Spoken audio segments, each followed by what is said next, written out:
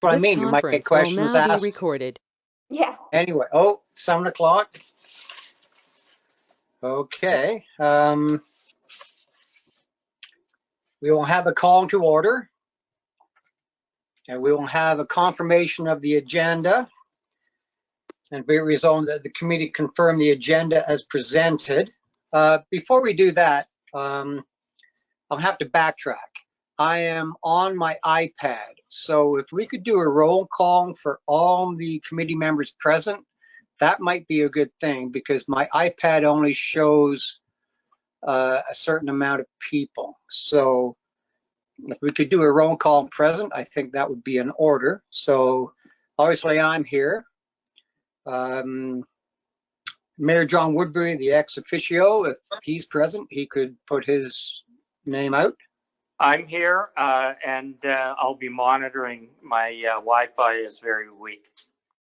Okay, thank you, John. I'm just going through. I thought I better do this because, as mentioned, my iPad doesn't show anybody.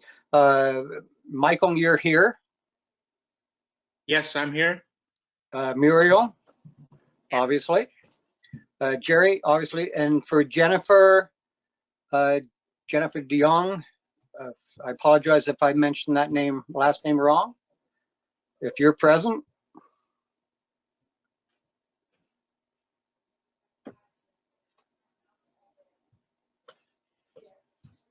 I see her on the call, Councillor Shipston. She's just not putting her, or maybe she's on mute, but she is present.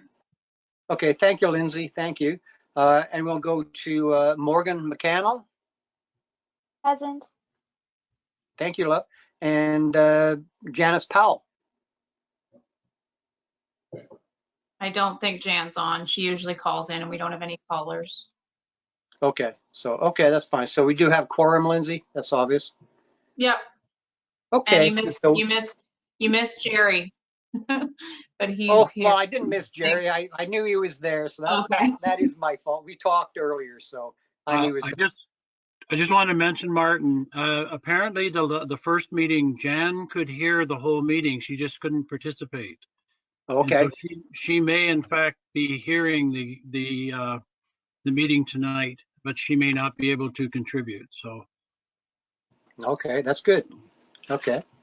And as far as staff goes, I saw, well, obviously you, Lindsay, and Dave's on the meeting, so that's good. Okay, we'll call to order. Clinton, Terry, and Holly. Clinton, Terry, and yes, Beth. I apologize. And Beth. Okay, so we'll call to order at 7:03. Confirmation of agenda. Be resolved that the committee confirm the agenda is presented. Can I have a mover and a seconder? Michael. Second. And Jerry. Thank you, guys. And that is well, no opposition. Therefore, it's carried. Any declaration of pecuniary interest, you can do it now or anytime throughout this whole meeting. And we're looking at number 5, delegations and presentations. Affordable Housing Task Force update from Anne Marie Shaw, Director of Housing, Grey County. So if we can go right to Anne, that would be great. Perfect. Good evening, everyone. Thank you for being here. Thank you for inviting me. I'm here to speak a little bit about the affordable, attainable housing project development that we have that the county is undertaking in Dundalk. First of all, I'll tell you a little bit about Grey County Housing. We have 997 units in Grey County that we support, that we manage. We have 522 nonprofit housing units throughout the county that we support through funding and any assistance that the boards may need. And we also have about 158 rent supplements, and those rent supplements are through various programs, and they support someone who's living in their house appropriately but just needs financial assistance. So in total, Grey County subsidizes about 1,677 units of housing throughout the county.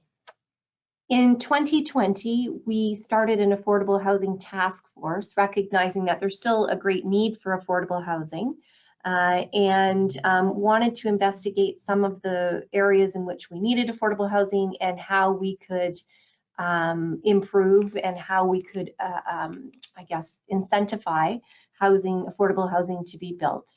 Obviously, it's not something that the county can do on its own. There's no way that we could provide enough affordable housing that's needed, but we thought by looking at different options, we might be able to assist with some housing developments. So the housing task force took on a look, and we recognized that there were opportunities within our own housing, within Grey County housing, to expand. And one of those properties that was identified was what we call Rose Lane in Dundalk, and it's 130 Rose Lane. Other options that we're looking at are obviously land banking. So for instance, if a municipality or the county has land that is available, we have a provision that it be considered for affordable housing first. And we're working on a process in which, if there is a land that is affordable, can we get it ready to be built on? So that if a developer or nonprofit ourselves is interested and there's funding available, that it's ready to go. So the zoning, everything is ready, and it makes it more attractive for development. We're also looking at housing with our nonprofit housing providers. We currently have 2 that are building. We have 90 units being built in Owen Sound right now, and we have another 32 that are going to be built in Owen Sound too. So looking at some of our nonprofits who are already in the housing game, they already are landlords, they already own housing. A lot of the funding that comes from the province that is grants rather than loans is geared towards that type of housing. So today I took a report to our Affordable Housing Task Force outlining that we would be interested in starting first phase of pre-development activities for the property in Dundalk. We had a consultant, Jerry Pelon, consulting, have a look at the current property and just give us some ideas on feasibility, what might be able to be built there. Currently, there are 11 rent geared to income units there. The property itself can sustain up to about 51 units. And again, this is just a concept plan. With that doesn't include a common room or scooter room, that sort of thing. So it may not exactly be that many units, but we know that it can support more than what is there right now. There is about 1 acre of land in which there is to develop. So we are now looking at our pre-development phase. It did get approved through our task force. It still has to go to council on November 12th for official approval. The report is on our website and is public, so that's why I was able to come here tonight and speak to you about it. As part of the pre-development phase, we would obviously like to work with a pre-submission assessment with Southgate planning staff and Grand River Conservation Authority, look into any environmental assessments that may be required. And I also have permission from council to acquire an architect to provide some drawing specifications, construction estimates, and some strategies for funding will be my area. I'll be looking for those strategies for funding. But I'm coming to the committee today wondering if there would be interest in the committee participating in looking at certain design goals for the site, whether it be environmental, accessible, the right number of mix for attainable and affordable and rent geared to income, and just wanting to get some consultation. I always believe that, if there's buy-in and community champions, then a project is a lot more successful in the long run. So that's kind of my ask for you tonight as to whether there is interest with that moving forward. We're still at the very early stages because we've just received permission, and again, it still has to go through council on November the 12th. If it does go through council, my next steps then would be to look at obviously contacting staff, planning staff, and then looking at putting out an RFP for the architect. It would then be the architect in Grey County that would be doing the consultation sessions. I'm happy to answer any questions. You're muted, Councillor Shipston. It's like old times. Thank you, Lindsay. Thank you, Anne Marie, for sharing that. Any questions from the committee? Jerry? I would say, from my point of view, we are absolutely interested in being involved in this. This is a wonderful first step for this committee. And so I just want to thank you for extending that offer to us. So you let us, as long as the other committee members are in agreement, let us know what we can do to help. Perfect. Okay, thank you very much for that. I think for my next steps, I'd probably work with Dave, and Dave may have something to say right now. Yeah, I think Dave had his hands up, or If with Anne Marie's support, I wouldn't mind putting up your report that you took to council on the screen. I've just sent it to Lindsay, and I thought she had it, but that was my mistake. I should have sent it to her. Plus, would you mind if we put up the link, because the link does show kind of a design of the building, does it not? I seen that earlier or late yesterday. Yes. Now, and maybe can you work on that, Lindsay? I think you should have it by now.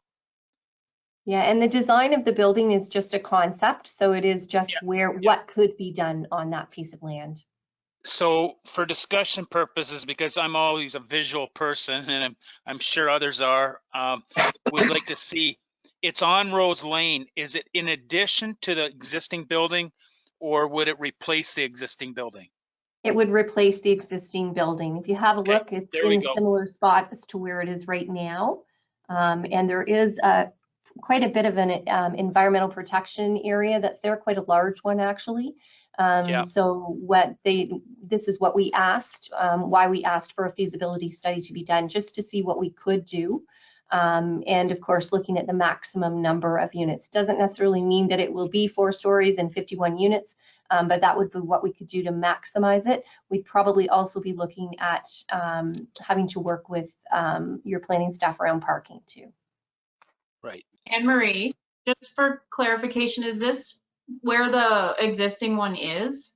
It is. Okay, thank you. Yeah. Good. Much smaller version. Yeah, for sure. Well, this is quite good. Anne Marie, Yes. how many's in the one now that's there? We have 11 people that are there right now. And of course, we would be looking at accommodations for people that are there. What we would do now is if there were vacancies that came available in our other buildings in Dundalk, we would be offering those to tenants. We'll be meeting with tenants too after the 12th, just to provide some more information once it does get through council. okay. Will this mean that anyone would have Go to? ahead, Jerry. Would this mean, Anne Marie, that people would have to relocate from Dundalk if there aren't spots available? Yeah, we'll work hard to make sure that that happens, but we would provide options. And we do have some people that, have relatives in other areas too, so that a relocation may not be a bad thing. But we'll certainly look at even, private accommodations too for people. So we'll try to certainly make sure.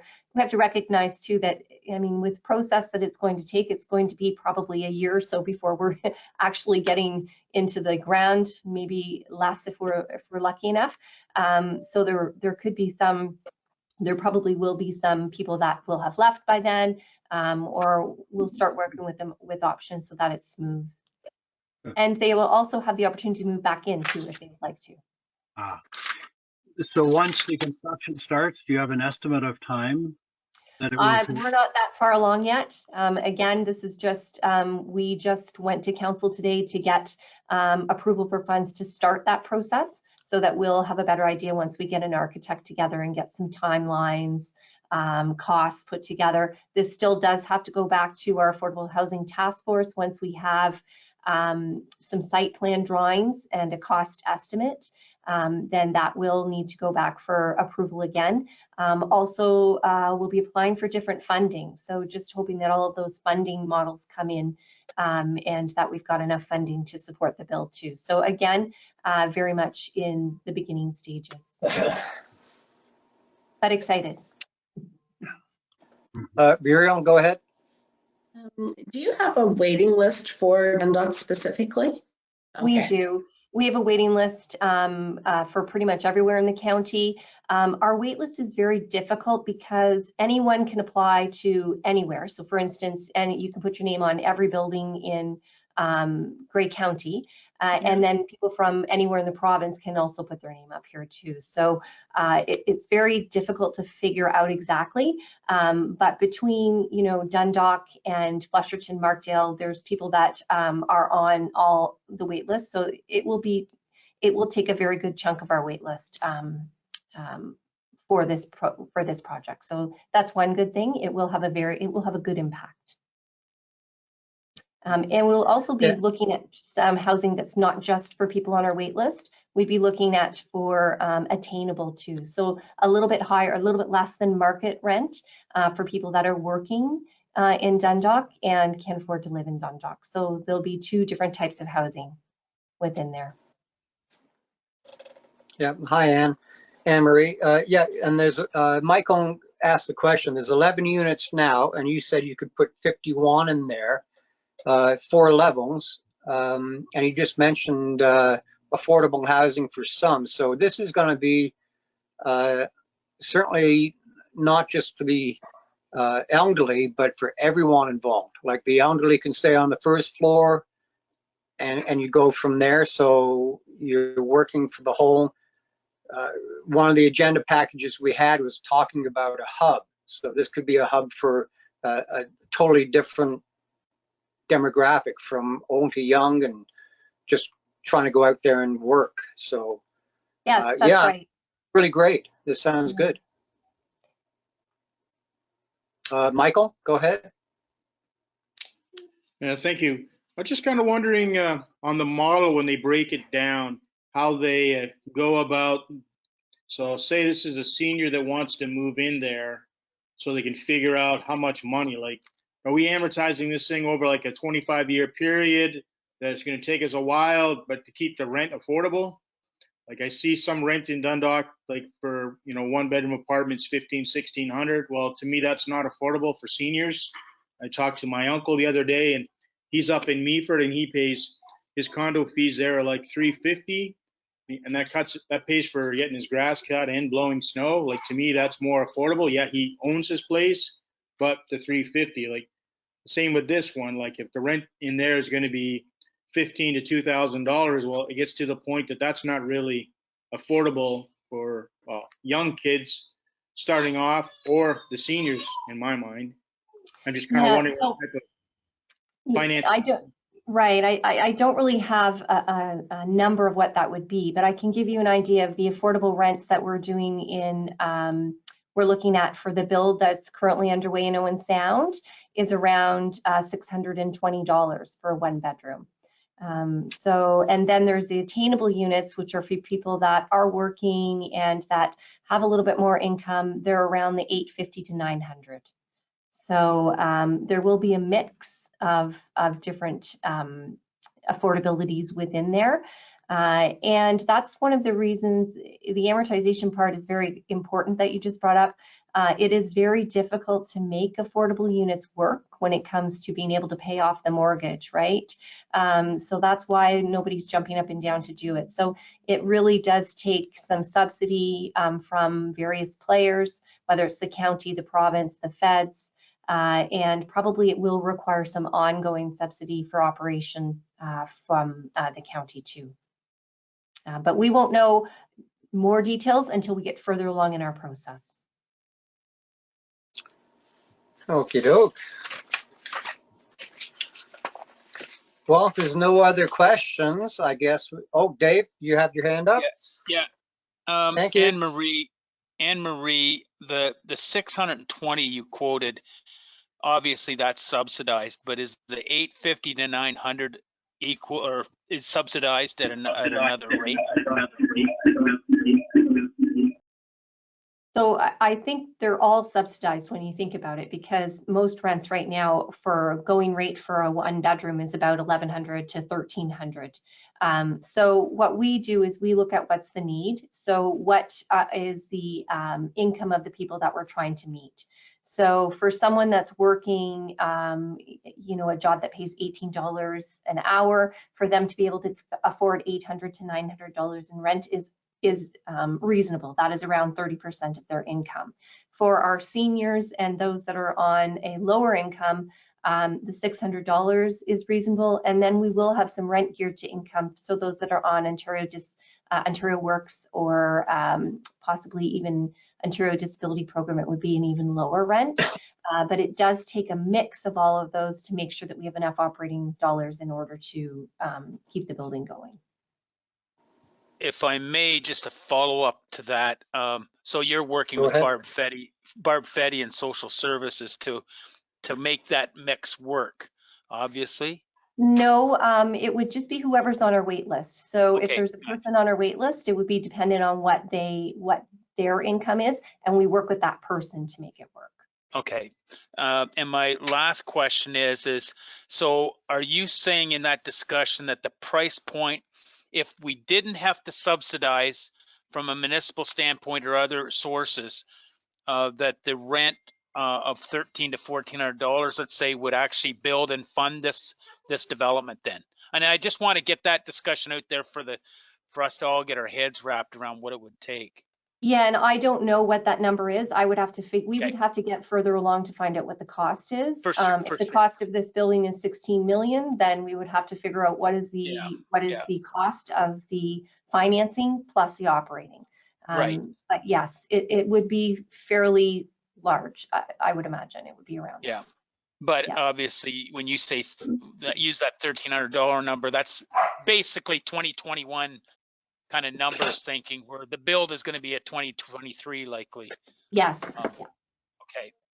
And one thing, I must apologize. I was on a bit of a phone call trying to solve a problem with hydro before I come on. And as a normal rule, we do our glorious introductions of such great people that we have on the call tonight. And Anna Marie is one of those people. She is a valuable resource at Grey County, and I can't say enough about working with her. And she's a get it done kind of person, and we really appreciate whenever we have questions, we get answers. And one thing that kind of is on our mind now, and maybe you have some answers, or maybe that answer is yet to be, kind of dug out of how we're going to do these kind of things. But let's say on a different project, on a private project, we have somebody come along and says they can build a small home for $300,000. How and be able to market that kind of as a shared kind of condo thing. But how do you envision, and I think I posed this question to Randy, and I'm not sure if I posed it to you as well, but how do we maintain that $300,000 plus inflation kind of is maintained, rather than the next owner buying it and just, the first owner selling, the next owner buying it, but it then kind of goes from 300 to 450 or 500,000 because of its true real estate value, and it's not maintained as an affordable home as its original intent. I mean, do you have controls to help us with those kind of things? If we were to make these affordable homes that were built and sold as real estate properties in a kind of a condo environment, for outside maintenance being common to the areas, because I think we'll hear later that some of these developments are going to have to be back-to-back kind of condo apartments. There's no way they could be single-family dwellings to get them down to these price points. But do you have any ideas on how that could be managed? It's going to be another discussion for another day, but just shed a bit of light on it. So I don't when it comes to home ownership, simply because the county or the municipality is not the owner, right? So I'm not quite sure how that would work, but I'm sure that there are discussions that could be had around some of the ideas that might be used. We recently did do a build with a private developer in Durham, but it was an apartment building. And we provided land and some funds, and we entered into an agreement with them that the rents would remain affordable for the next 20 years.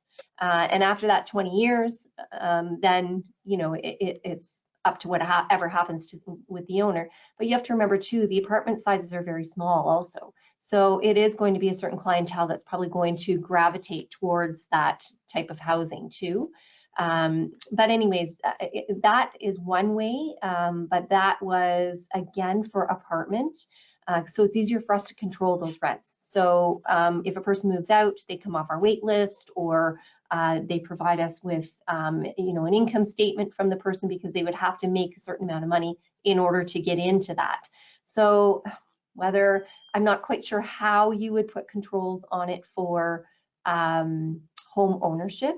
But I think, Dave, I did send you an email earlier too, and Yes. It's definitely something that I'll ask around the province to see if any of my counterparts have Yes. done. Yeah. And we're going to try and organize a meeting, because I think it's not just a housing question, it's a planning question. Right. And how the property could be managed from a condo perspective to have some controls. But anyway, there's a lot of discussion here. I mean, we've got people, I think, that would donate land. We just got to put the, you know, the living quarters on the property and see how we manage it, maintain it. But still, they're donating the land because they want to be affordable still in 10 and 20 years at that, Right. you know, real estate entry point. Right. That's affordable. But anyway, big issue, and we'll hopefully find a mating grade solution. Sure, we will. Yep. Okay, thank you, Dave. Back- Thank you, Anne-Marie. Any other questions from the committee? Hearing none, I guess that part of the agenda is done. So we'll Councillor go to the Shipston? motion. Okay, Yes. yeah. I just wanted to remind you about the motion, just so we didn't pass it. Oh. Thank you, Madam Clerk. Be it resolved the affordable Okay, go ahead. Be it resolved that the Affordable Attainable Housing Committee received the Affordable Task Force update presented for information by Anne-Marie Shaw. Do we have a mover and seconder? Thank you. I'll say Jerry and Michael. And that is, any opposition to that? Hearing none, that is carried. We go to 5.2, the White Rose Park Affordable Housing.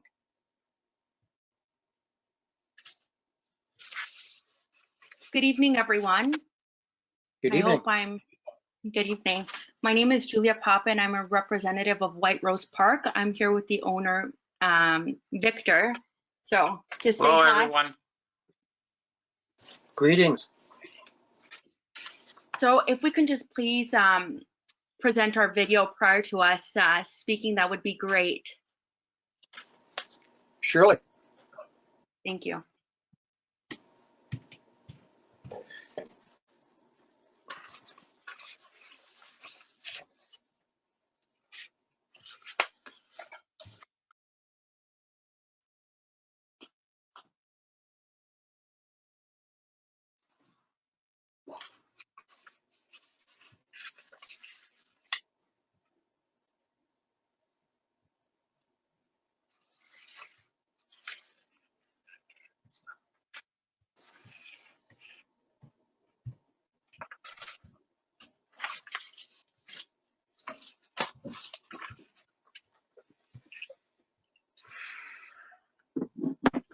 I am having some connection issues and it doesn't look like the video is going to load. Can you do it from your end, where you guys are, if I make you the presenter? Yeah, I'll try and share my screen. That's no problem. Okay, I just made you the presenter. Okay, perfect. Let's try. Can you see it? Yep. Okay, great.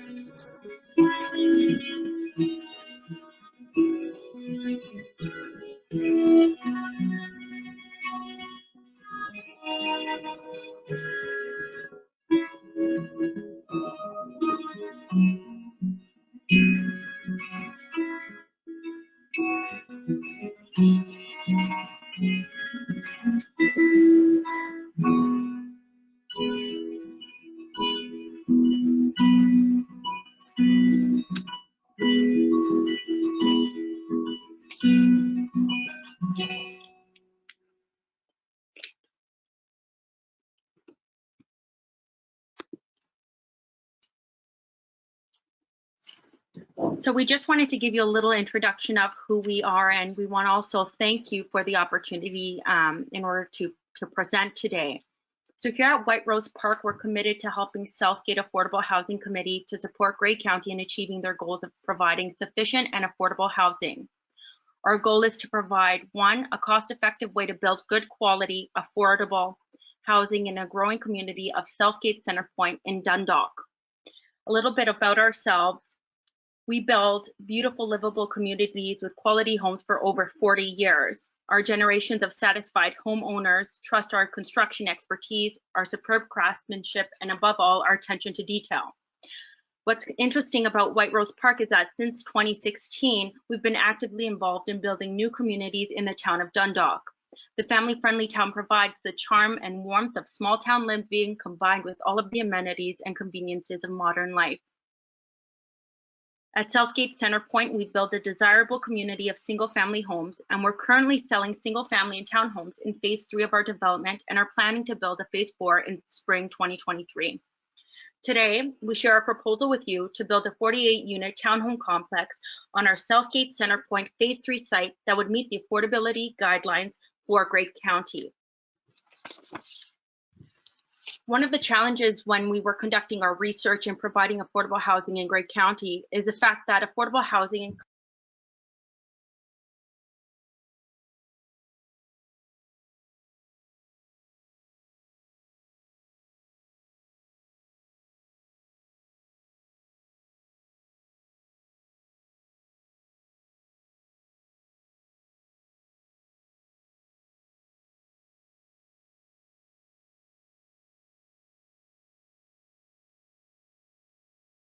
Have we lost the connection, Lindsay?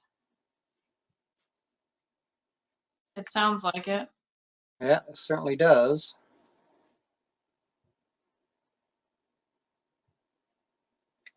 Says they're not on mute. $4,500. Sorry? No, we just had lost the connection there for a minute, but I think you're back on. Okay. So if you can just share the part that you didn't hear, where did it start from? Just the challenge? Can I go from there? Is that fine? Okay, perfect. So Yep. the challenge of providing affordable housing in Grey. So as we know, affordable housing, it encompasses a broad range of housing types and tenures. The CMHC defines affordable housing when shelter doesn't exceed 30% of an annual gross household income. For renters, the costs include rent and utilities, and for homeowners, shelter costs include mortgage payments, property tax, and utilities. The issue becomes that If our CMHC guideline was implemented, it would then suggest that the average individual would have to earn $3,800 per month to be able to afford the market rent of a studio apartment, or $4,500 per month to be able to afford a 1-bedroom. So our proposal details are as followed. At White Rose Park, we want to help prospective home buyers achieve their dreams of ownership. Here, our goal is to provide home ownership and not just make it a possibility, but a guarantee by building affordable housing options in Dundalk. These units would be priced at $285,000 to meet the CMHC's affordability threshold of 30% of household income. Our preliminary proposal is based on constructing a 48-unit townhome complex located on Block 12 of our current White Rose Park Phase 3 site. The site is located on 0.89-acre parcel of land. Each unit will have one level and can range between 600 square feet all the way up to 800. The development could be a mix of 1-bedroom and 2-bedroom units, depending on the needs of the community. The parcel is currently approved for 10 townhome units. With the goal of providing affordable housing options for individuals, we would suggest revising the current approval to add 38 additional units to our plan for a total of 48 unit homes. Within the complex, the primary goal is to classify units as affordable, offer units to persons with disabilities, the elderly, and also offer units to individuals under the OHPI program. Should the Township of Southgate collaborate with White Rose Park in developing this affordable housing unit, in turn, we will subsidize the full project manager fee for this development, which is equivalent to $360,000. We know that Dundalk's a family-oriented community and it's growing quickly. With that comes an increase in number of seniors and newcomers who may need affordable housing options and want to own their home. At White Rose Park, we believe that ensuring that all members of different socio-economic levels can afford to own their own home because it's valuable to the long-term health and prosperity of our community. I'm just going to go into the cost and invite Victor De Palma to take note from here. So, Victor. Well, hello everyone. Thank you for your time today and opportunity for us to present. If you guys could envision a block of 12 units of townhouses, each front door is 1 unit, and the second floor would be another separate unit. So if you can envision your commercial space downtown Dundalk, you have your commercial unit on the bottom, there's a door to the right, a set of stairs leading to your second floor units, which would be a 2-bedroom unit. Our costs here basically is the biggest cost is the purchase of the land, and your second largest cost would be the cost of the roads, sewers, storms, water mains, all the site servicing costs. Our building costs, I think, are pretty stable, and those are actual fact and pretty much etched in stone for us. Our numbers are true and realistic as of today's date. Our biggest challenge would be the size of land. So obviously, I know the setbacks and criteria from the township doesn't meet this sort of a proposal, but if we can guarantee a certain size room, a 600 to 800 square foot unit, and put multiple units so that it still looks like a townhouse and it fits in with the community in the area, and you're mixing the community's involvement with each other as opposed to having singles, towns, and semis. I believe that this could work well in that block 12 specifically. Not only in that block 12 specifically, I know you guys have the attached PDF file with some of our expenses and our costs, but we'd also be interested in working either in coordination with Grey County Housing Task Force or with the Township of Southgate or Dundalk directly.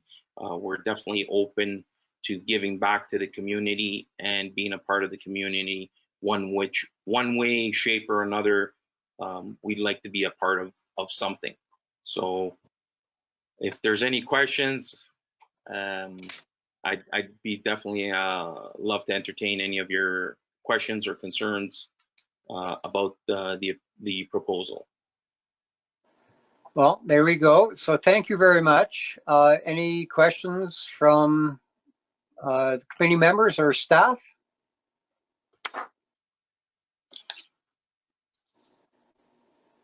Dave, you have your hand up? Just to clarify for the committee, Victor, have your calculations with the price of the house or the price of the unit, is that including development charges that you've got in point 4?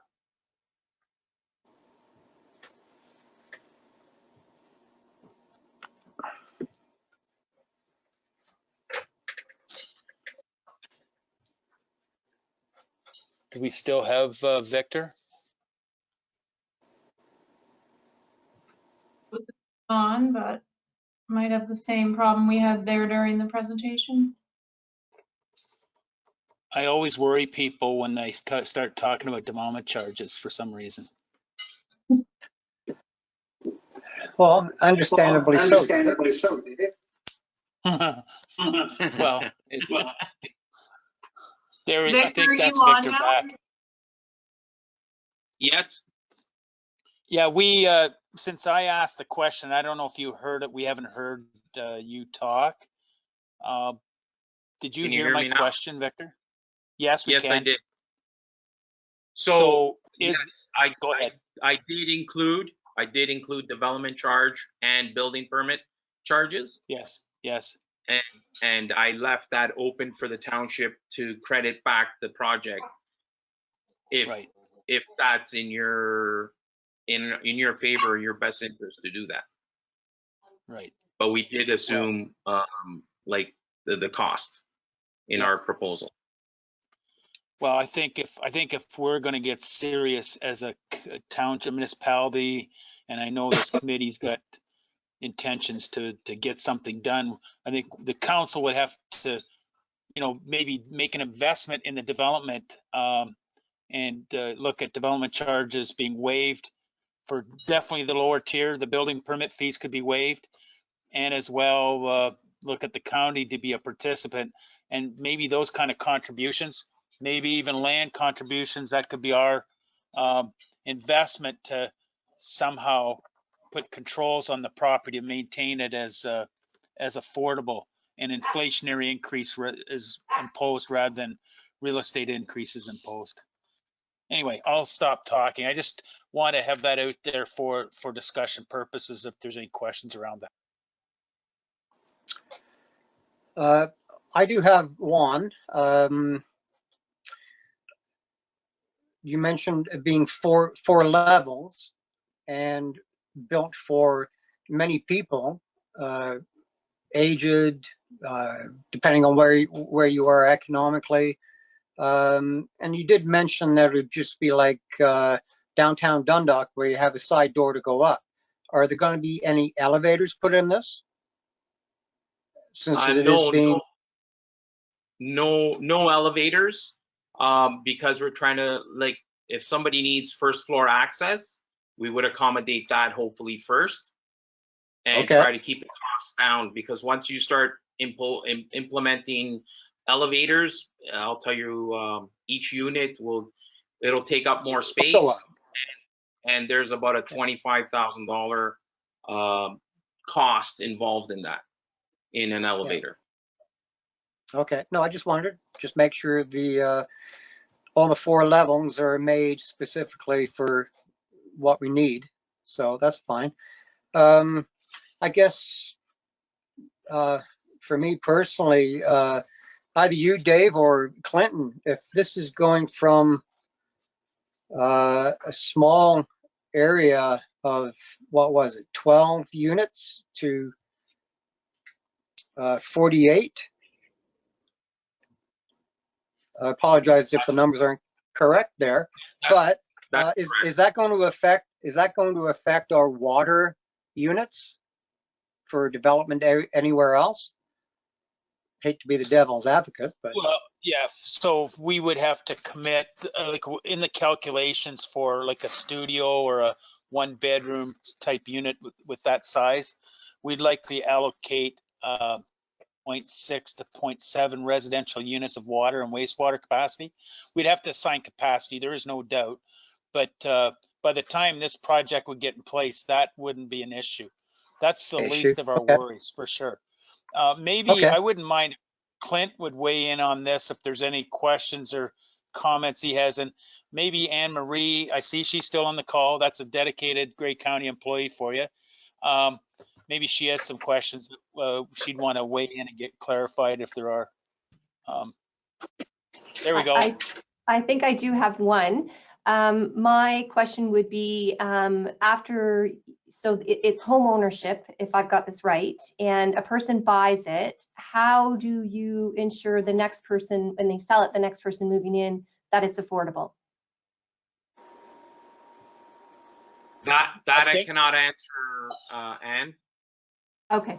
That I don't have control over 100%, but that's something I think that maybe if the township were to get involved, or somehow, or Grey County or CMHC, or somebody, like, I haven't done that in-depth detail, but I think there could be some options to remain for the next home ownership after that person has built equity into the property and moved on to the next. Here's my comment back to Anne Marie is I think we'd have to talk to Kim Wingrove at the county and amend your job description. Okay. I mean, I don't see any other way in that this kind of thing would have to have not a lot of management, but at least if I don't know. That's a big discussion point you brought up. I see ways of doing it, but how can we do it and make it sustainable and maintain affordability? And I see Clint wants in on this discussion. So please, Clint. Yep, go ahead, Clint. I see Anne Marie's point there. In some instances, developers have tried to create affordable housing. What it ends up being is lining the pockets of the first person who buys it, because they buy it at this cheaper rate and then they turn around and sell it a couple years later at double the price. And that's certainly what we want to avoid. And I'm sure White Rose wants to do that too if they're serious about the affordable, attainable housing. So they're providing the good starting point and price, which is what we want, but now we have to keep it there. And there's a couple ways to do that. One of the best ways is to have some level of government keep their hand in the the game there, so to speak, so that they can impose requirements and whatnot on the facility or whatnot. It could be agreements registered on title, something of that nature. It could be, they could potentially turn into condo units if you wanted, and then you could have a really low rent, and then the condo corp would be the one controlling that to a certain degree. So there are certain mechanisms that we have to look at. Certainly before we went too far down the road, we want to make sure we really did address that issue and had a solid way of making sure the units stayed affordable for a set period of time. Otherwise, it's just amounts to just more housing sort of jumping out of the affordability range. So that's certainly a very good question that we will want to make sure we've addressed before it proceeds. And just to elaborate on your point, in terms of the affordability rate, the starting price at $285 is over 40% less than the going market rate within Southgate Dundalk for a unit. So if we just start there and then proceed from developing these strategies and plans to go forward. It should be definitely not an issue that we're willing to work together in partnership with the community and township, but keeping in mind that we're way below market value here.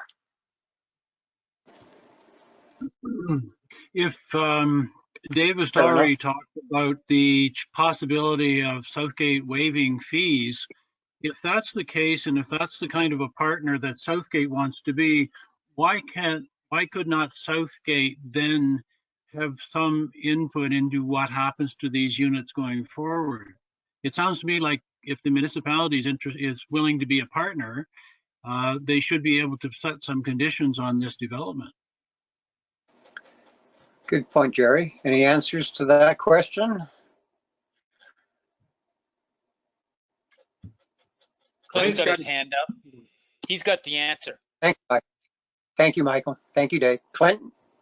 And Anne Marie might be able to correct me on this, but I believe if we can have the fees waived conditionally, and by that I mean we can enter into an agreement saying all of these fees are going to be waived.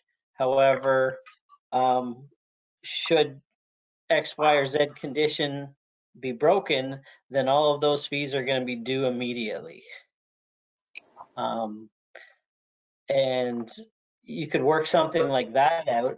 I believe the county has done something similar to that with respect to waiving of fees. But they wouldn't be charged back to the developer. You would charge them back to the current owner, wouldn't you? Because this wouldn't be Yes. fair to the developer. Yeah. No, it So- would be to the current owner, because the current owner would be the one selling it. Right. So there, Clint makes a very, very good point. Yeah. We could put the development charges aside on the condition if it ever becomes an unaffordable unit. It's trades by just real estate transaction that those fees would be required to be paid. The other thing that we could add to this mix is when Victor does the development, they would turn the land ownership over to the municipality. The home would be built on a lot that's basically, and we would provide a land lease to have some controls over it along with this development charge thing. But I mean, again, this is a big discussion. I think there's the county has to be involved. We have to be involved as a municipality in some management and financial way to have the controls. But it's I think it's something to go away with tonight and think about. And if you have a great idea, let's talk about it the next time. And I know, knowing Anne Marie, she'd be happy to come back and have a discussion at another time, and maybe with a county planner as well, to see how we slice through this red tape. But anyway, I think we maybe should go back to Victor and just see if he has anything to add or as presenter. Yep. Yes, thank you, Dave. Basically, I agree with all the key points that you guys just made, Mr. McNulty and Clinton Stredwick there. I definitely agree with all that. I would not be able to control it. I think the township would have to have a part, whether it's the township or the county or the federal government or somebody. There's no way it's beyond my grasp of controlling somebody trying to sell it. I'd have to have a lawyer on staff just watching that building itself, that nobody flips that unit. So for me, that's not a reality, but the reality is working together with the township or the county or with Grey County Housing Task Force. I'm really definitely open to anything to be definitely a keystone in the community. I know we're not the big builder Flato here, and we've definitely come a long way, but we definitely want to give back to the community as of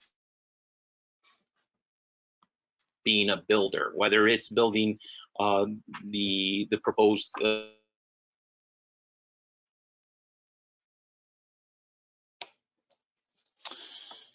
Aren't virtual meetings great? I think he cut out again. Yeah, and maybe we'll move on. I think Yeah, I we've think we got, should. With that being said, any comments from Jennifer, Morgan, and Janice about this? If not, we will move ahead with apologies to White Rose. Oh, Yeah, there you go. sorry.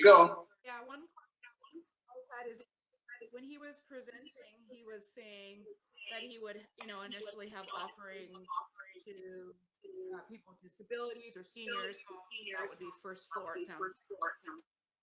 Yeah. But I'm wondering, like, if it's an open market, how do you control the initial buying of the purchasing of the properties for the people that, versus an investor that's buying it because it's under market value? Would that be with those controls that were being discussed that would be put in as possible deterrents?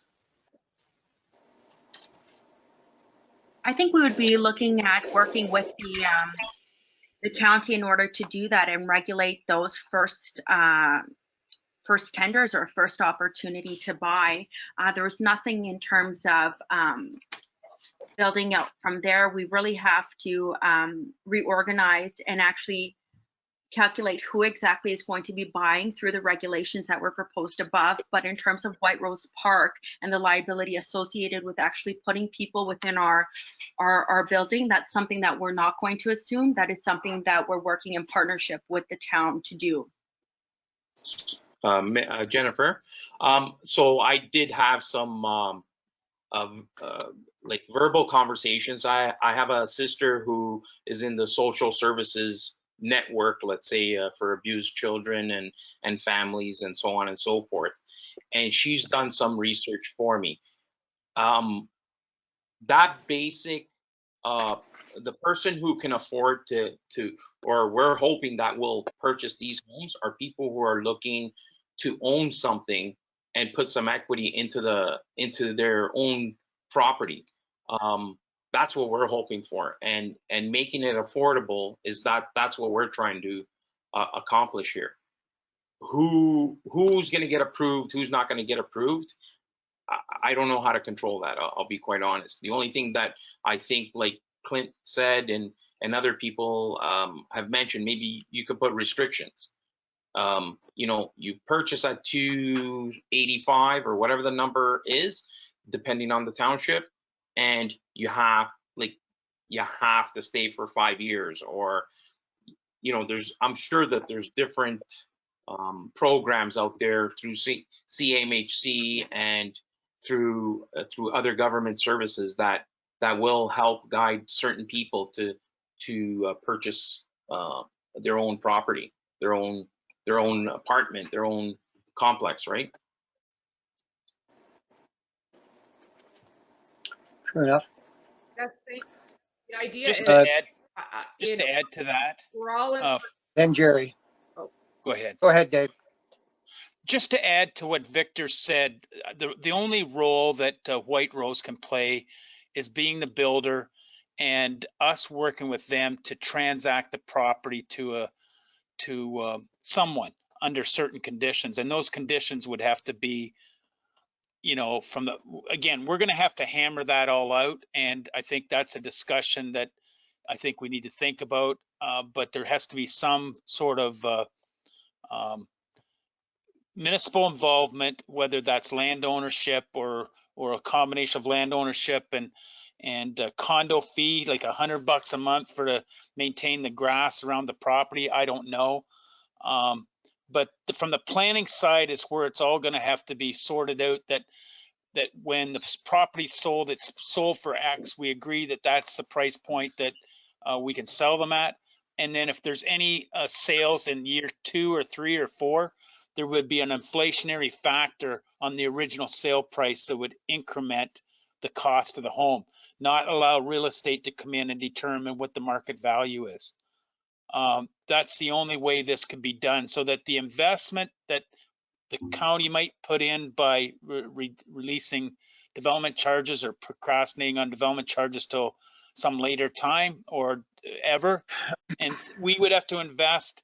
And I think part of the planning process is that when, say, Victor is done, he's procured the land, he's built the home, that land would get turned over to either ourselves, to the municipality, or to like a condo corporation that's managed by maybe Anne Marie Shaw and her team. I have no idea, but I'm just thinking out loud. We'll have to get a lot of people and hear what others are doing in order to come up with the right answer. But there's no sense in even starting, in my mind, to try and create affordable housing for the first person that owns it, and then the second person just goes at real estate value. That's not what we can do. Like, it just doesn't, it wouldn't make any sense. So that's the discussion, I think. Yeah, totally agree with you there, Dave. Jerry, you had your hand up, and then Muriel, you look like you might want to say something. So you're okay, but Jerry, go ahead. Jennifer had her hand up. Oh, Martin? I don't see her, Jennifer. Jerry, I haven't heard from Jennifer. We haven't. Would you like to hear from her before we go back to you? Yep. That's fine. Jennifer, you have the floor. No, thank you. That clarifies. That was my concern that I wrote down as I was hearing the presentation, and I think I'm starting to hear how you might move forward with that. Thanks. Yep, that is a good way to go. So Jerry, go ahead. Only the thought that these are homes. Like, these are homes that are they happen to be sold. They're not houses. And I think if we can go to the people who have experience in this area, like Anne Marie and like CMHC and others, to sort of see, there's got to be models out there. There's got to be ways of figuring this out. White Rose have done their part by bringing an affordable alternative to the table. I think it's up to the rest of us to figure that other part out. And if we can get past this idea,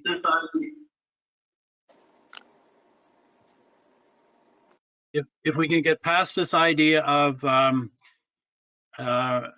profiting from the Grey County housing, there's nobody worrying about what the accelerated increase in value of Grey County housing unit is, like, because they're providing homes. If we can do this kind of a hybrid model where it's a partnership with a private developer, but they're building homes for people that are not going to be turned over and sold.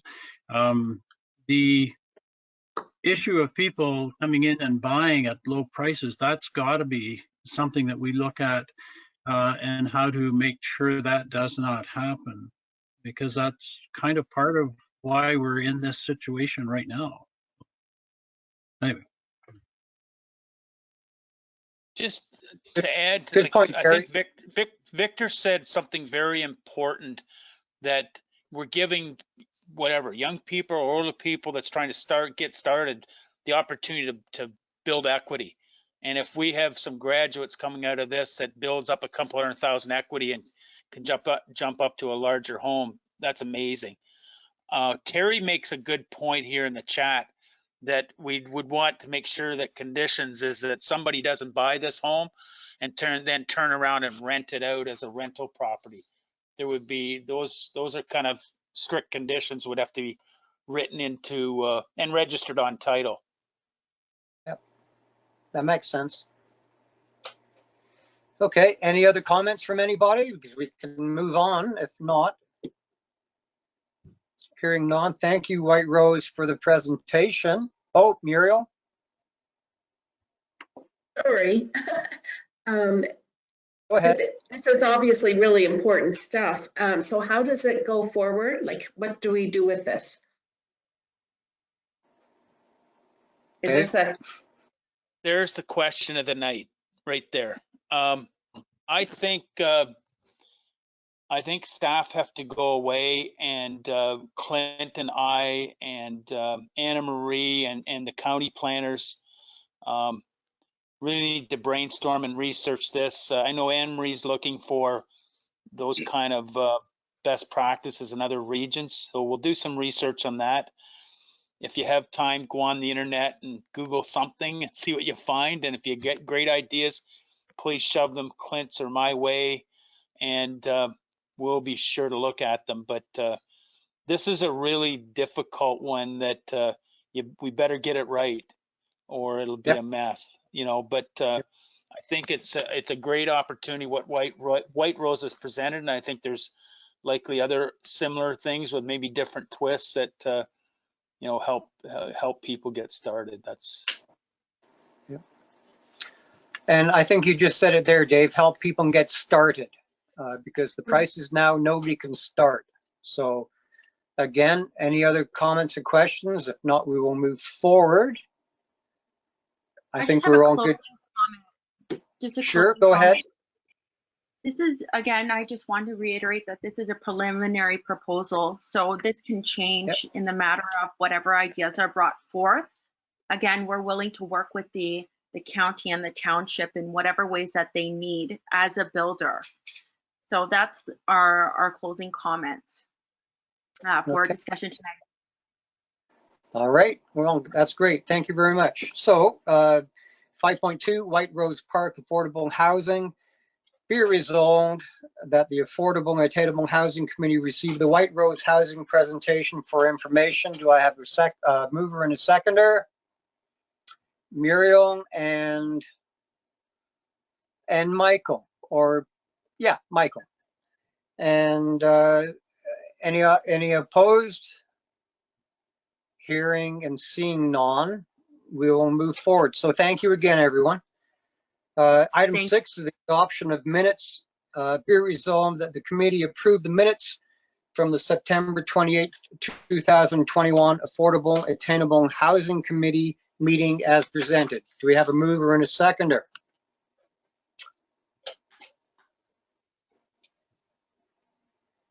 Jennifer, I'll go to you this time. Thank you. And did you have your hand up, Jerry?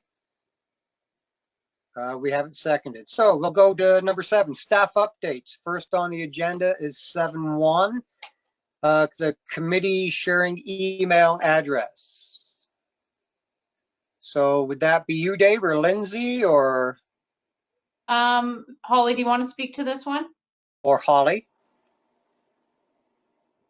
Yeah, at the last meeting, we had discussed ways that we could share information. So I've worked with the IT department to make an email address that you can send stuff to, and then it will be put on the next meeting agenda as correspondence. So the email address is housing@southgate.ca, and I'll send that out to all the members in an email as well. And I'll just add to that that we just have to make sure this is just an email address that we as members can send to. We don't want any discussion via email, because then you're basically having a meeting, which we can't do. So this is just for members to share info like we discussed, and then we'll pop it on the agenda, and then it can be discussed in the open meeting. Yeah, thank you. I think Jerry and I were talking about that, and it was good that Mayor Woodbury at the last inaugural meeting mentioned that if we do that, it could be classed as an actual meeting. So just sharing news clips and what have you. I think that's if we can have that housing at Southgate, Holly, whatever you said. I think that's a good idea. The most easiest way to have a full discussion. I know I read all three. I read all 3 papers. Maybe one of you just read one. So it's always good to get. This is definitely a holistic committee we have. We have to look at a lot of things. So that's great, Holly, that you did that. And you said you sent that out, or will be? Yep, I will send it out. That is awesome. All righty. Any comments or discussion on that point? Hearing none, we will move forward to 7.2, 2021 development charges, and I'm pretty sure that won't be Dave or Clint. Yeah, I'll take that one on. I just wanted to review with the committee so that there's an understanding of why we have these things and what is included. So I believe we're on page. Can you? So this is ours, right? Okay. And can we have the Schedule B document roll to that?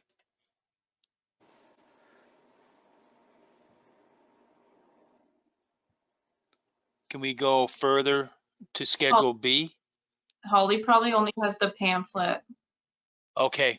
I Okay. don't know.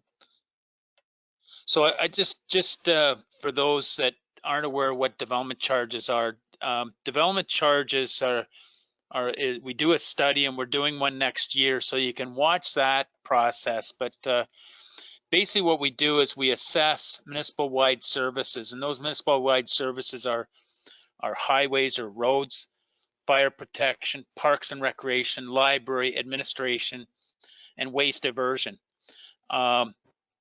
So for 20, let's go to, There, Dave, I got Jewel B on the screen. oh, awesome.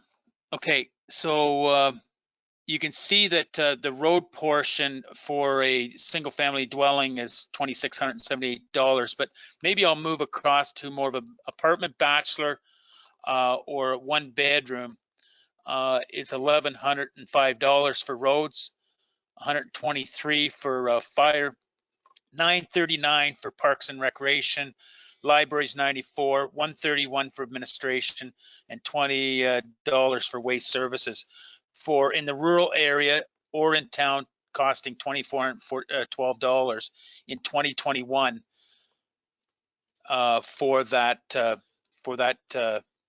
type of a building. If it was a single family dwelling, you'd pay $5,833. And then we go over to the far side, and if it was industrial commercial, they'd pay $2.76.5 per square foot. Then we add in the urban services, which is stormwater drainage and control, wastewater and water services, and that adds another $15,827 to a single family dwelling, and an apartment or a one bedroom would be $6,524 for a total of $8,936 if it's a one bedroom or a bachelor, and $21,660 for a urban. And the reason I share these numbers with you is that would be what the township would have to look at either forgiving or postponing on an affordable unit if we want to participate in that type of development. So any questions on that? And these, how we determine these services that we charge for is, so let's take water, for example. If we have to build a new well and a water tower, we would look at projecting the cost of that construction and projecting the growth and amortizing over that growth and that this 5-year horizon. Or maybe this well would be good and water tower might be good for 10 years or 20 years, and we would project those costs over that time along with the residential growth, and then we assess the cost of the getting the asset in place, the benefit to the existing users, and the benefit that would be on the new development. And so we do all these calculations for, or we don't, a consultant does, and that's how we come up with these fees. And the reason for the fees is that so development pays for the cost of development and expansion of development growth, so that we can properly service these people with new roads to support the development, not the roads in the development, to, you know, for Derek, our fire chief, to buy a new fire truck or get a bigger fire truck specifically to help growth. Kevin in recreation and parks to increase parks and trails, and library services to buy more books or provide more services and so on. The administration side, what the heck is that? But for fee or for studies like roads need studies and bridge studies and all these kind of studies that we do put an allocation for growth to pay for part of those. And waste diversion is totally around recycling, not disposal. It's a very small amount. And then if we have to do something in relation to drainage, wastewater, obviously we're putting in plant capacity increase, that would be paid by growth. That's a fairly substantial number because it's going to be a substantial number over the next 10 to 15 years to continue to provide wastewater growth for the growth that's going on in our community. I've given you about a 5-minute lesson on development charges, and I hope I've done it justice. But if there's any questions, I'd be happy to answer those. Thanks, Dave. Any questions from the committee? Any queries?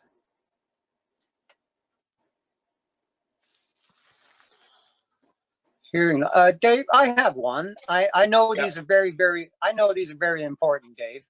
But if with the presentation and the packet we have in the agenda, when people are talking about getting hubs built, and is there anything in like Parks and Rec, if it's a self-contained unit and there's trails on the property, like in the package we received, being the hub, library services when they have little books and library places in the building itself, is there anything there that we could take away, or are they all written in stone?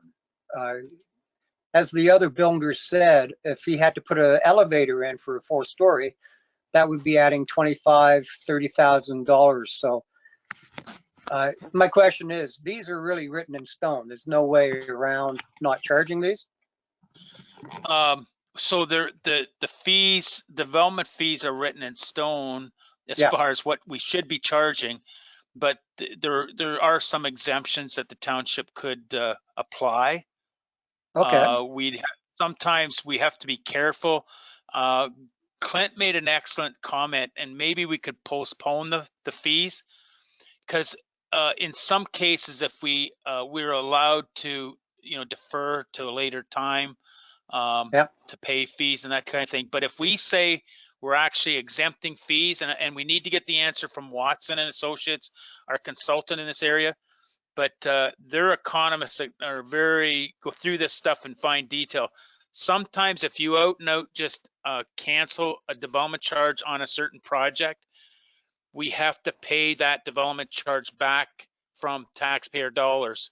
You can't just wave it away. You have to pay it back. So maybe there's some way to defer it that we could do it by agreement, like the county have done with rental units that they just put in place. Yeah, and also it's a domino effect. You do it for one person, the other person's going to be wanting the same. Another. Yeah, so, and you it brought up you brought up a point about that I want to be clear on for Parks and Recreation. So when Flato or White Rose do a subdivision, they have to either donate parkland for us to develop, or they have to pay us money for parkland in lieu to develop existing parkland or expand existing parkland. So that's one thing. So for example, let's say Flato donates a park or a trail, we would have to possibly put some equipment in it or put rest areas along the trail, like plant a stone that's a rest area or a bench. So those kind of things. When it comes to library, if we expand the book collection, that would be part of development charges types of things. So. Okay. Very good then. Any other questions from the committee?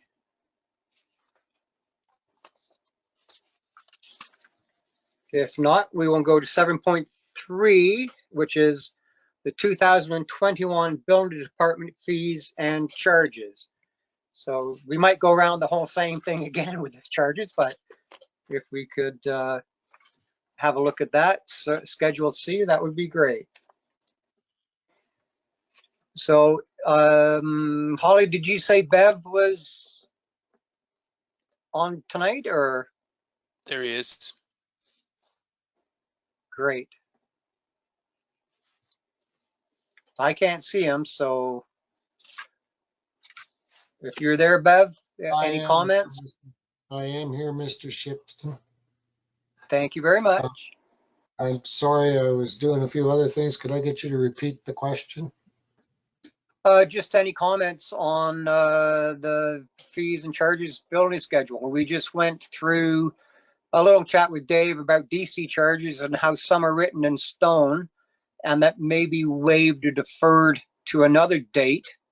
I guess my question is if you have a builder going into a place, would there be any room to waiver a building permit so they can get work doing and keep the red tape for maybe a smaller developer, not like Flato or White Rose, but a smaller guy saying, I have this property and I'd like to take 3 bedrooms and make it into a 6-bedroom apartment with any leeway of certainly not taking away from the building code, but I'm just saying like waiving a permit. Well, no, the building code's the building code. We have to follow that. Yeah. Fees, Exactly. though, are designed that the building department is not a burden upon the taxpayer.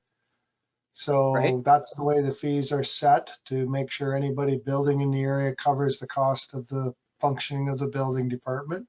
So depending on, I guess, the amount of building going on in the area, council could decide to not impose building fees on certain projects. Okay.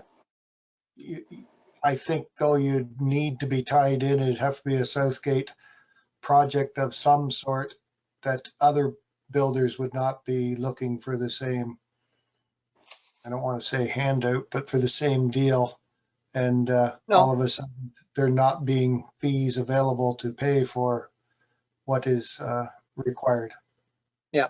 Well, I think that's a good point, Bev, because you said some people might want to come for the handout, but I think the overall consensus tonight that is if anything is done as far as building, it would the township would have some kind of part in it.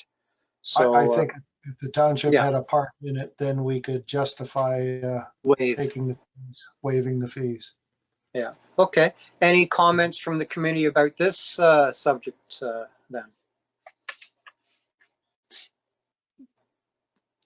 Chair Shipston, maybe we could ask Bev to just go through and in an informative way, what would be the costs of, go through this list, what would be the cost of, if someone come in with a permit to build a residential unit, so we can get a feel for what we would be discharging in fees. I was actually surprised at the CBO saying we could do this. I'm saying that tongue in cheek because they don't always like giving the money away. It's not something I would look forward to, I can tell you that. Because I do have to manage my budget, Dave, as you are aware of. I am responsible to make sure we have money there to pay for it. So we're not talking about budgets tonight, but maybe you could just run through what an average residential permit would cost and per square foot and all that.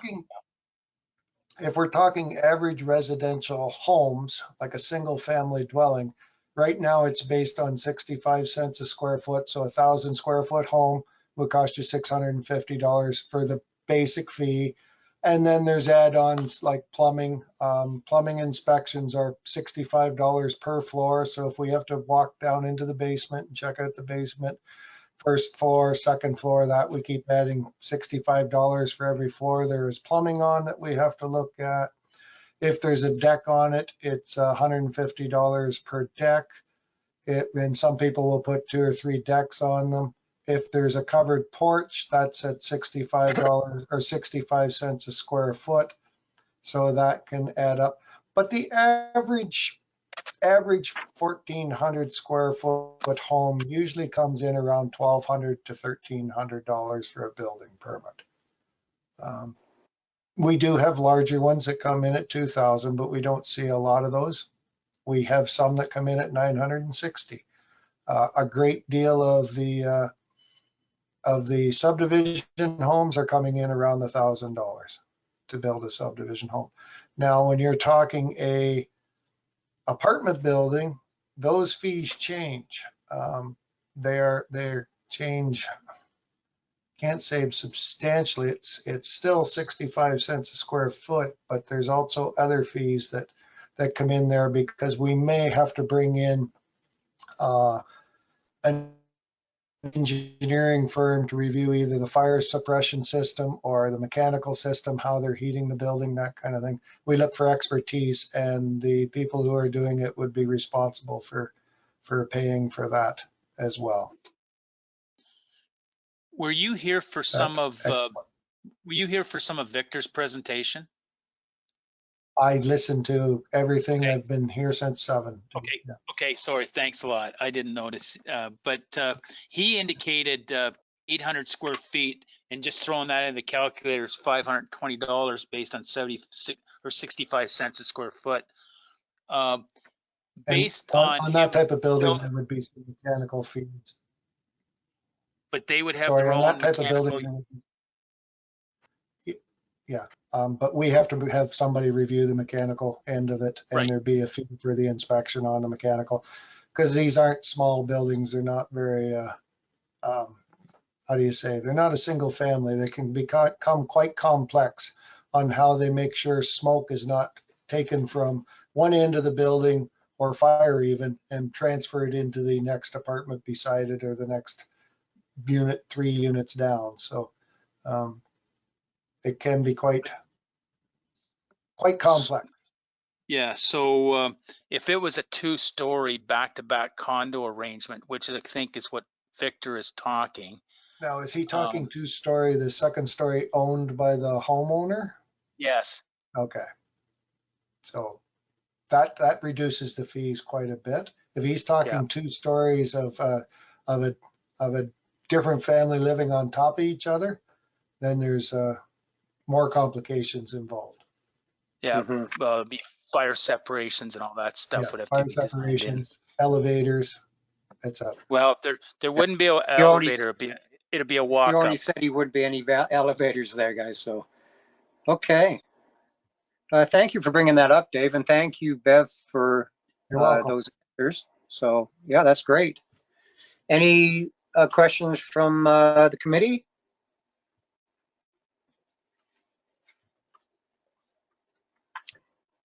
Hearing none, we'll move into number 8, new business.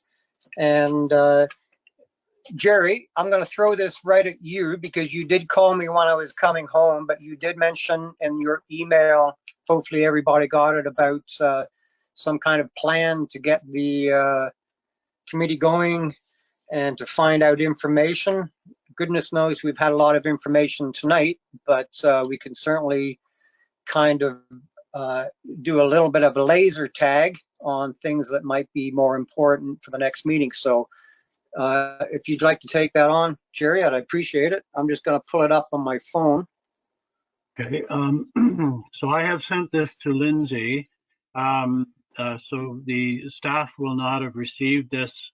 I did send the copy this to all of the committee members.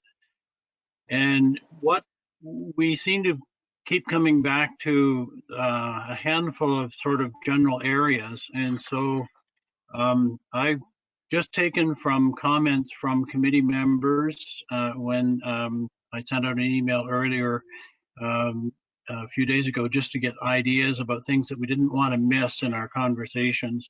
I guess I just have to say from my point of view that we're in our second meeting and we're already talking about 99 units of new housing. That's pretty neat. But anyway, the idea is this list may not be complete, but I've got zoning, developer relationships, funding possibilities, housing registry, social and health services, and public education. Now, this may not be, there may be others, but what my suggestion is for the committee to consider is if any of the members have a real interest in one of these areas, that they take it on as a sort of an area of investigation and research. And so instead of us all trying to keep track of all of the information there is out there, that we each take an area and kind of dive right into it, and then use the new email address to share that information with everyone else on the committee.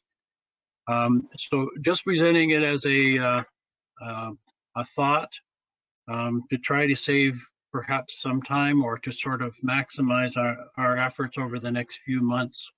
So that is my suggestion, Martin. Okay, no, that sounds good, Jerry. When we talked this afternoon, I thought it was a good idea. I'm gonna ask Lindsay a question, or Holly.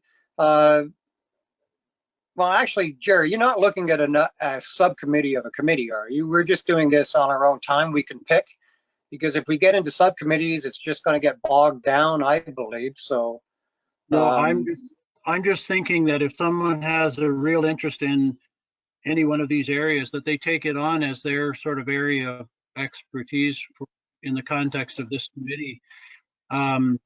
We already know where we can get lots of information through visitors like Anne Marie Shaw and the developers, and of course our own Southgate staff. We've got lots of resources, but it's kind of getting all of that information together in one place, and having one person, one committee member sort of ride shotgun on all that stuff, just so that we don't miss anything in each of these areas. Okay, yeah. I guess my question is to Lindsay. We don't need a resolution to do this, do we, Lindsay? It's just a friendly in committee. Yeah, so we'll put this under new business, just call it kind of ideas, and then we'll share the document, well, not the document, the email that Jerry sent to me. We'll share it with to be a part of the agenda. Okay. But yeah, we would just, committee members can share through that email, and then it'll end up on the next agenda for discussion. Okay. Well, with that being said, on the committee, Dave, go ahead. What I would suggest is you're almost talking about specialization and a committee, but you can make the chair of the committee, one person be the committee, and divide some of these issues up that Jerry has, because I think that's a great idea. And just go on the internet, talk to some people or somebody you know in another community, and maybe we could, Holly or Lindsay could have that site that we're going to create for Southgate Housing. That each chair has a kind of a page on that subject matter. So let's say good planning principles, or rent guidelines for affordable housing, and just post that kind of stuff to that site. And I think then the chairs or the individuals, let's say Muriel takes on a subject matter at each meeting, they could report on some good work that they found, and so share it with the rest of the committee in a bit of a 5, 10, 15-minute learning session. Yeah. Then when we as staff hear that, we can go away and work with it and try and develop things, because we need to work on some things between now and the next meeting, and report back to you guys as well. But any kind of that research is just awesome at getting things a little bit better in place. So it's not really a formal meeting committee, then it would just be an ad hoc where we can just do our own thing and it's not a meeting, it's just a responsibility. So they're taking on responsibility for that, whatever you might want to call it, that task or that piece of Jerry's list. And to me, divide and conquer. Maybe some people have the time to take it on and some people won't, and that's fine too. But I think that's a great role for each committee member to play if they're. Okay, well, if that's allowed, Jerry, would you want any answers tonight? Because I know which one I'm going to try and look at. We have to look at where we are in the community and our best way of trying to get answers. So I have the one I've picked out. I'm sure. The sooner we pick, the sooner we get started. So if if that's of value to do that right now, just around the committee members, if they have an idea of an Go area from that there. they'd like, just go ahead and speak it out. And if you're not ready to make a commitment tonight, I would receive those and then pass them on to Lindsay for inclusion in the next meeting, if that's the right process. Yeah. Well, if I'm allowed, look at the developer relationships, because that's part of my job. I work with builders all the time and people in the community that way. So I could certainly look into that and go from there. That just makes sense to me. Good. Jennifer, So, do you have one that you would like? Or, and actually, let's I'm not not put sure where pressure. this. Let's not, Sorry. that's putting extra pressure on people. If you just Oh. want to think about it and then let me know, then I will take it forward. Okay. yeah, yeah. I was just I'm more gonna. than willing to I'm do not that. sure If somebody where else this wants was. to do it as well, that's fine. We can discuss it after the fact, but a good idea. Jennifer's Uh, still Jen- talking or was going to say something. Oh, yeah, she froze. That's the. Okay. So can you hear me now? Yep. Yeah. Great. So I'm not sure where this fits into that category, but I have just signed up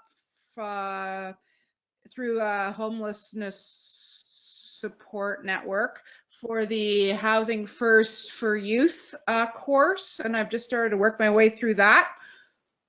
So I'm interested in continuing through that course. There's 3 parts to it, and I could be a little bit more knowledgeable about some of those issues once I get my way through that.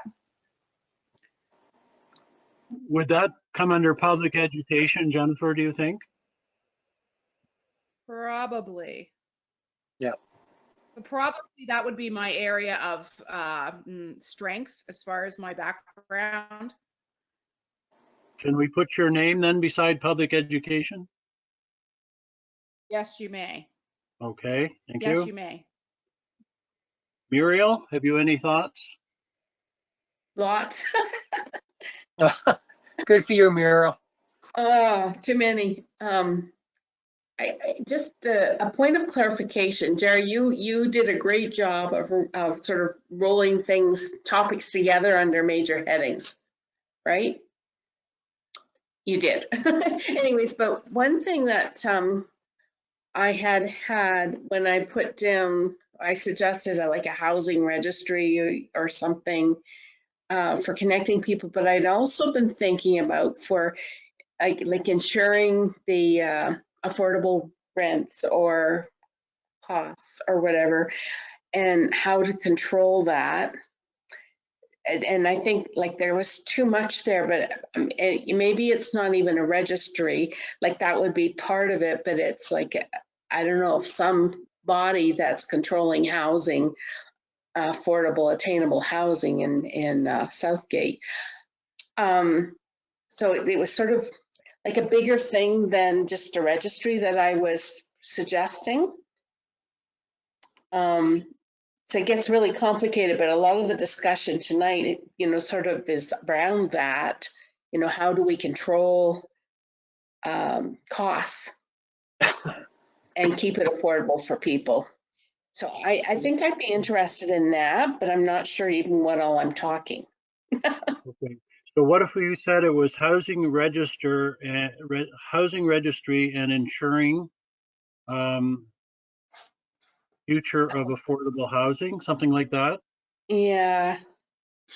Jerry, maybe I'll throw something in here and make sure we're talking about the same registry. We have to be careful about a registry of people wanting affordable housing or that. I think maybe that's the role of Grey County Housing for confidentiality and all that kind of stuff. Yeah. I'm very fearful of that. But I think that if we're talking about a housing registry for housing options, and that sort of thing, I think the second part is definitely very important. So something along the lines of, what are the possible, maybe we haven't thought of all the options that could be possible to make, housing available, attainable, affordable, accessible, whether that's rent or ownership. So exploring those broader opportunities. Yeah, okay, so maybe it's like what you're saying, like how to make and keep affordable options. Yeah, how to keep it affordable, and tell well, you yeah. that is a tall order, and I'm glad to see you take it on. Well, I don't know what I'm talking exactly, but there has been some ideas tonight to explore. Yes, and I think maybe the important part of this is when staff have some discussions about like education, that we'd bring Jennifer into it. If we're going to have discussions with planners and Anna Marie, we might bring you into a meeting at a staff level to make sure you're knowing what we're knowing. So when you come to these meetings, you can even be, as informed. I'm not sure I should say this, but as informed as staff are, but we're not always fully informed either. So, but I think this is a great opportunity to engage the committee members in their specialization with discussions in that same specialization area. Like if we're gonna have a meeting with Anne Marie, sorry, my dog's bugging me right now, but if we're gonna have a meeting with Anne Marie and planners to decide how we're gonna keep it affordable, Muriel, you should be attending, I think, where we have those good discussions and keep you informed as well. Thank you. I appreciate that. I can't claim particular expertise. I'm exploring here. But thank you. Well, I think you're looking at more explorers and expertise by all of us. So this is a new venture for many. And the more we explore, the more we'll find out. Yeah, thanks. Michael, do you have a preference?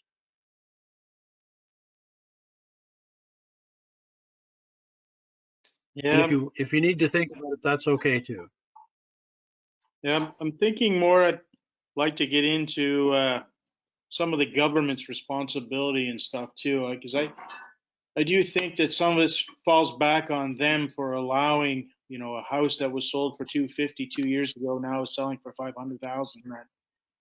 That just pretty much takes it out of the ballpark. And someone buys a house, kicks everybody out, fixes it up, and then doubles the rent. Like, to me, I think there's something in there that shouldn't be allowed. I know it's people making money is what people want to do and make it as fast as they can.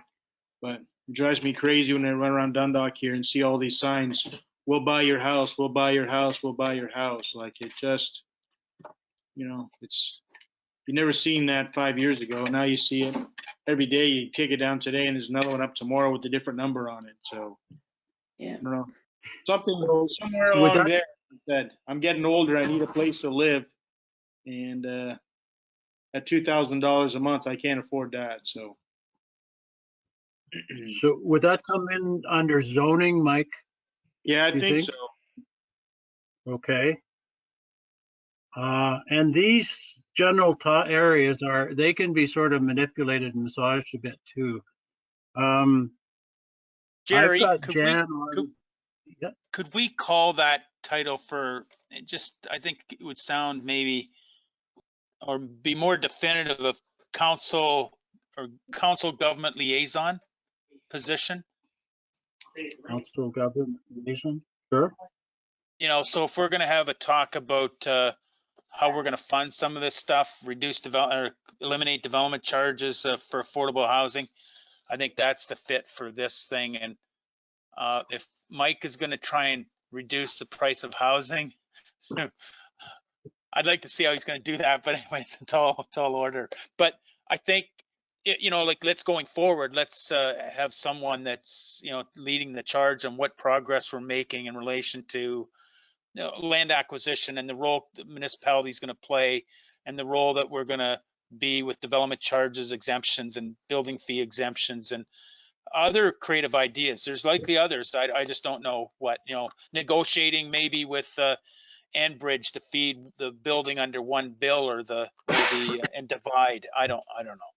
There's all kinds of ways, but how can we make these utilities more affordable as well? Sure.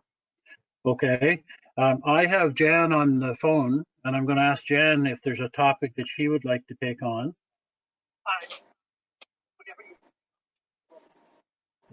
Okay, Jan is willing to take on whatever we would like her to. Morgan, have you a thought between social and health services and funding possibilities? Probably social and health services. I would have more knowledge of, I guess. Okay, then we will ask Jan to do funding possibilities. And I have not put my name beside anything, but I would like to see where maybe there needs to be some extra help, and I'll help out wherever I can. And if that's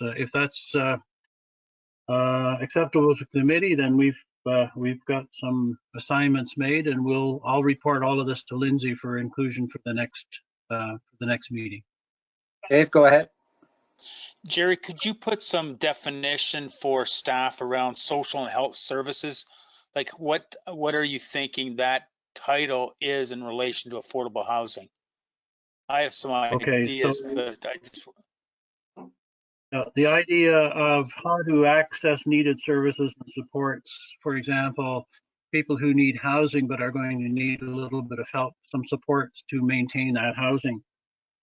Interactions with Southeast Grey Community Health Centre, Markdale Hospital, Canadian Mental Health Association, to some extent, well, actually to a large extent, Grey County Social Service, and that kind of situation. Okay, so including financial advice on how to bankroll what they got in income, really, is part of it. Well, why don't we include that, Morgan? Okay. Okay. Okay. All right.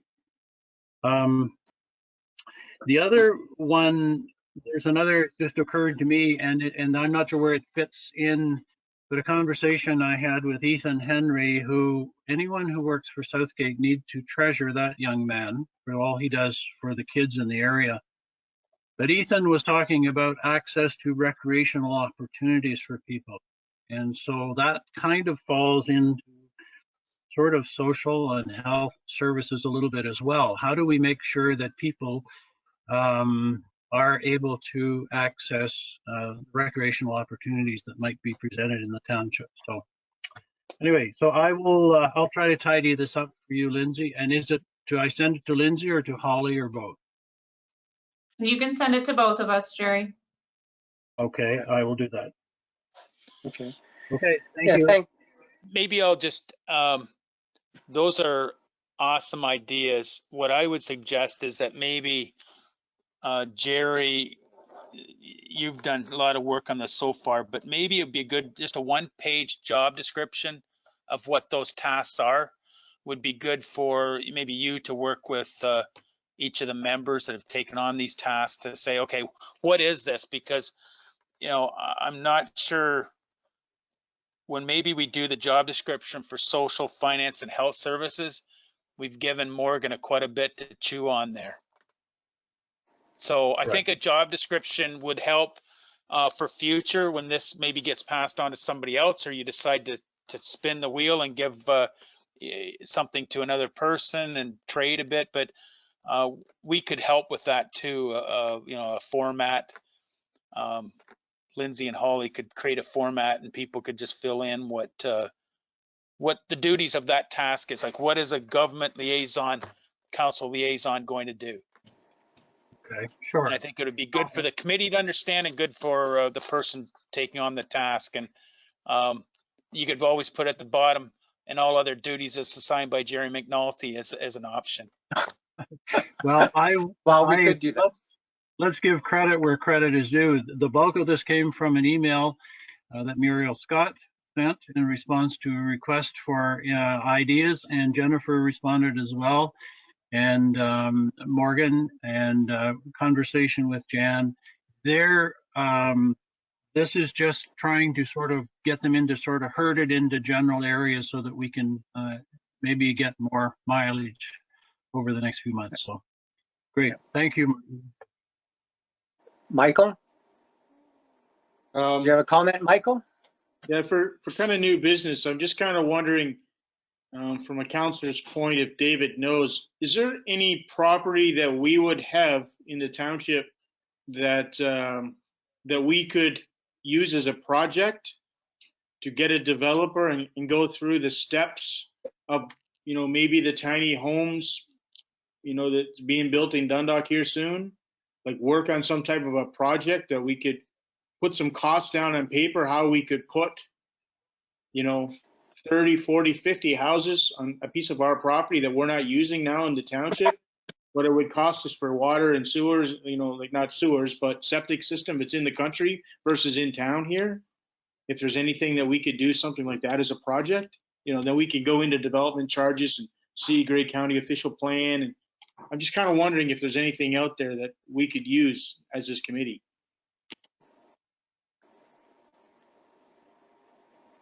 That's a great idea. You're jumping ahead a bit. We are working on something there. But again, it has to pass the planning test. Is Clint still on here? Anyway, we can talk about planners. Oh no, there he is. I better not talk bad about planners. But anyway, I thought about in Dundalk, do we have a property? I mean, you know, we're pretty tight there, but you know, never say never. You know, some of these old gravel pits, what do we do with them? You know, some planners might say turn them into agriculture, but you talk to a guy like Dale Pallister, 10 inches of topsoil on top of a gravel pit won't grow anything. So maybe, you know, we've got people that would donate gravel pits, and I've seen 2 on Friday, and they make great developments, but we'd have to find a way to do water and sewers. And so anyway, those are discussions that we need to have, figure out how we do it in the rural area with planning and all that type of servicing. But if we push hard enough, I think we can find ways. Do we have pieces of property in Dundalk? You know, maybe that's another thing we need to look at for a good job for a government liaison. Yeah. I'm just going to say, when I was reading these, when I did get home and when Jerry sent them, zoning, developer relationships, funding, housing, social health, public education, these are really, really big ideas for individuals to look at. But the beauty about actually just streamlining this for people to pick up and pick one is that if I do a developer relationship and I talk to a developer, I'm going to be crossing into what Michael says. Like each one of these are just obviously just a piece of the puzzle.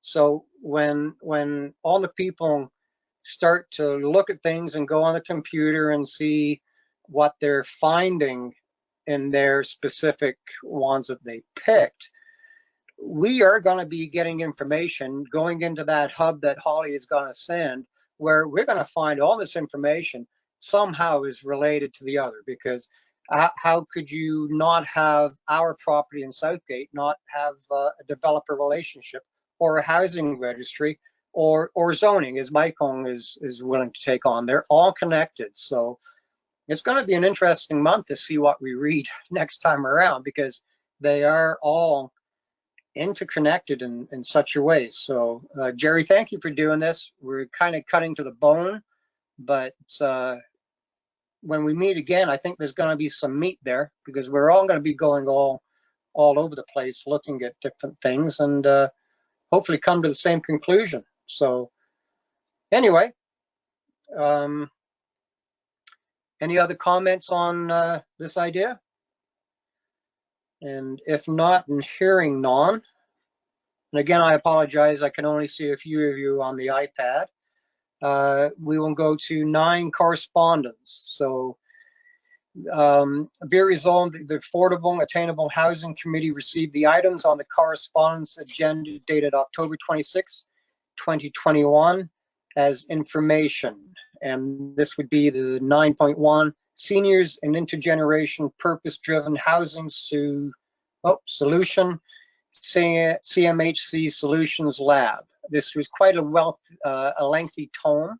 If anybody has any comments or ideas coming from that, the floor is yours. I was just going to say that I just browsed through it. I just started to go, it's like 140 pages or something. But the idea of taking best practices and not reinventing the wheel seemed like that, they had put a lot of time and effort into research and money into developing a document and in Peterborough and the surrounding rural areas. And so that to me is a great example of trying to use the resources that are already out there to support us. Very good. Any other comments from the committee?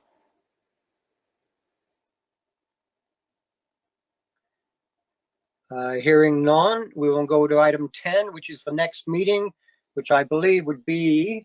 Sorry, Mr. Chair. Yes. Just a mover and seconder for that motion. Oh, thank you. Yes. Do we have a mover and a seconder for 9.1? My apologies.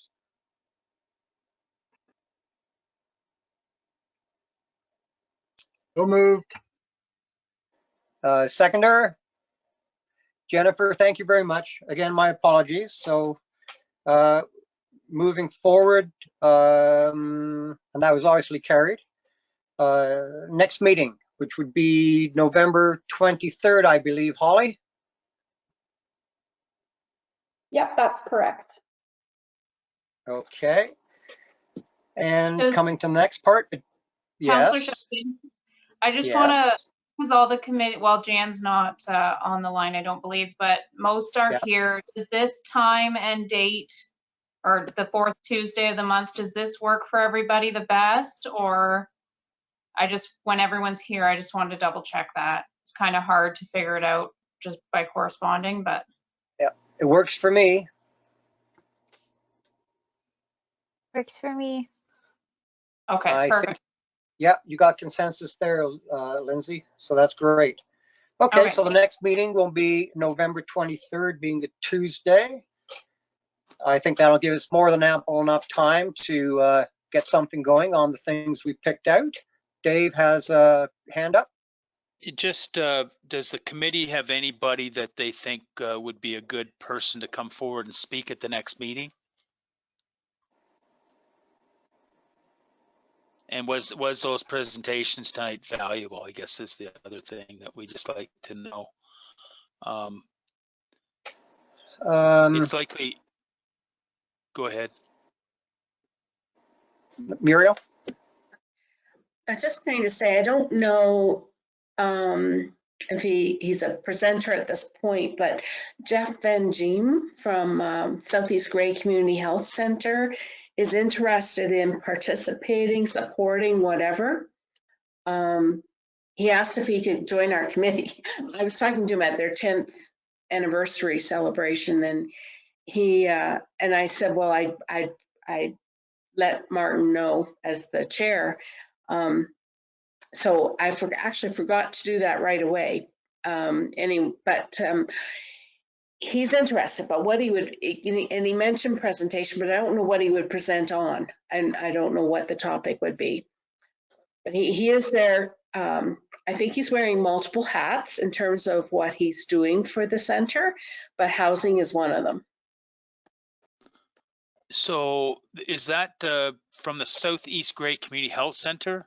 Yeah. Okay. I've not heard that name, but maybe between staff and Muriel, we could come up and see if that would be of value, and you could evaluate that and we could present at the next meeting if you think it's good. Yeah, and it may not be the time for him, but he's interested in working with us. Yeah. Okay. Just gonna check with Clint. I think it's too early for Chedkar to present his home park development. I would agree. Yeah, we'd need to get more of a site plan and meat on the bones and then maybe heading towards spring, we could have a get together and a site tour, something exciting rather than sit on here. But anyway, but we'll investigate Muriel with the Southeast Grey and see if that'd be of value. We could talk to Martin about that. Yeah, okay. No, that's not a problem. Sounds good. Yeah, and for the next meeting, hopefully each and every one of us has something to bring back on our own specifics that we've taken on. So number 11 is the adjournment. Be it resolved that the committee adjourn the meeting at 8:59. Do I have a mover and a seconder? Miriam moves. You technically don't need a seconder for an adjournment, but we can have one. Well, I've already done it. I'll second it. No, you can't as chair. You shouldn't as chair. I know, I'm only putting my 2 cents in. Michael's really smiling at my faux pas, so Michael will second it. Well, you should know that Brian always does it, and he's the only one. We never ask for a second one, so. Yeah, I know, but anyway. If So you it's a want good to second conversation. it, I'll do it. Good conversation tonight, everyone, and I think we've accomplished something. It was good to hear all the new things coming in from White Rose and all that. So until we meet again, blessings and keep safe until the next meeting. Thank you very much. Good night, all. Thank you. Right Good on. night. Good night. Right.